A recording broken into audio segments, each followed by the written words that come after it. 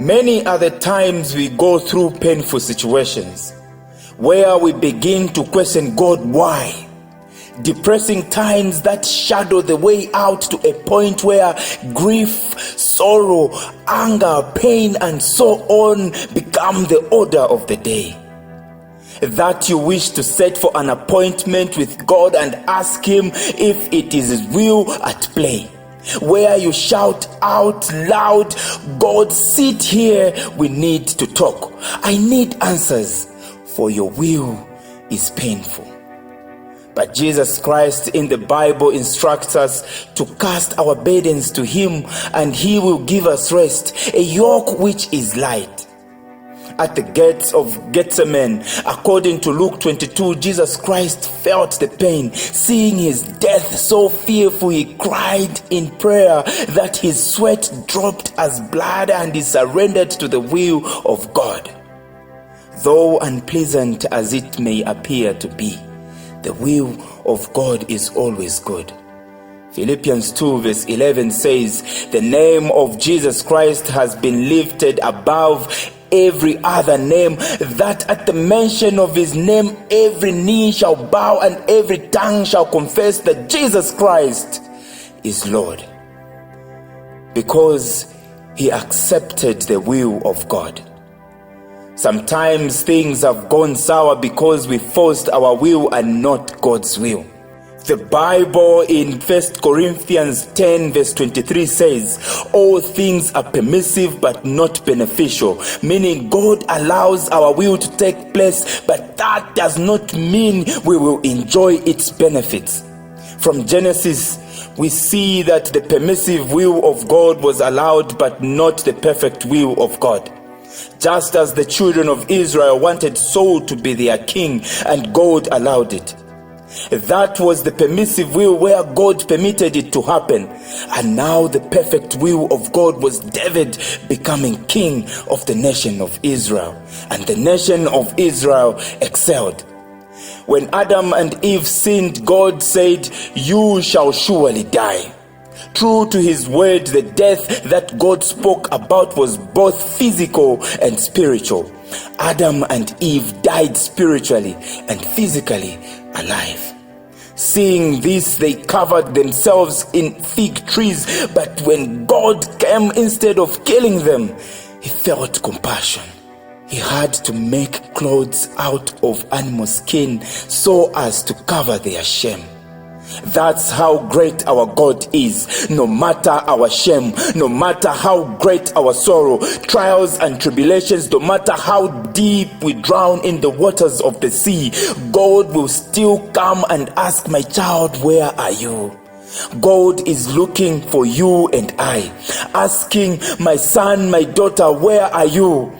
Because of His love, He still wants to work with us, to use us to fulfill the purpose He created us for. Wherever you are, child of God, He is still shouting, saying and asking, "Have you eaten that fruit? Have you given up on me? Have you gone into drunkenness, sorcery, prostitution, corruption, stealing?" Whatever it is, God is asking, have you eaten that fruit? A lot of us have judged ourselves that there is no hope for us. God cannot accept us, thinking nothing good can come out of us. But God asks, who told you? Who told you that you are naked? That you can't make it in life? Who told you that you can't be employed? Who told you that you can't build your own house? Who told you that you can't be educated? Who told you? It is not God, it is the snake. Never give up, child of God. Never give up. The Bible in the book of Isaiah 55 verse 8 says, "As high as the skies are from the earth, so are high His ways." We cannot walk into the steps of God. We cannot help God to achieve our purpose in our lives. For as high as the heavens are from the earth, so are His ways away from us. You may start a business thinking God is in it, but your ways are far away from His ways. You may find someone thinking they are the right partner, but God is saying your ways are far away from His.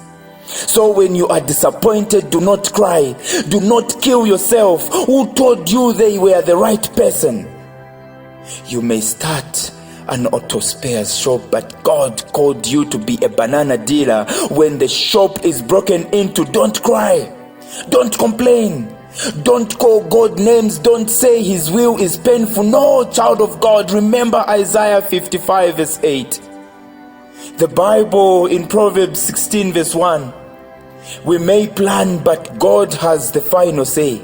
Whatever plans you had that never got fulfilled, and now you feel angered, rejected, stressed, useless, that nothing good can come out of you. No, remember, child of God, God has the final say.